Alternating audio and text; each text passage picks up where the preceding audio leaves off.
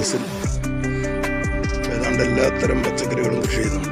ഇപ്പോൾ ഈ സീസണിൽ ആദ്യം പച്ചക്കറി വിത്തുകളൊക്കെ പാകിയെങ്കിലും കുറച്ച് ബാഗുകളിൽ ചീര നന്നായിട്ട് മുളച്ചു.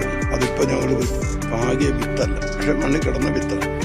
ഈ മണ്ണിൽ കിടന്നതായാലും പാകിയ വിതച്ച വിത്തായാലും അത് വളർന്നു വരുമ്പോൾ അതിനൊരു ശക്തി കുറവ് കാണും.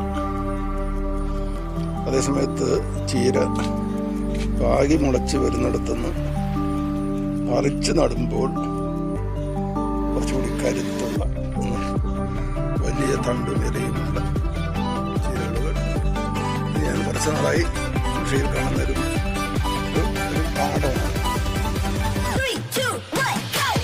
നെല്ല് വിതച്ചിട്ട് ഞാറ് പറിച്ച് നടുന്നതുപോലെ തന്നെ ഇത്തരം കൃഷികളിലും ഇങ്ങനെ ചെറിയ ചില അനുഭവം അടങ്ങുന്നു.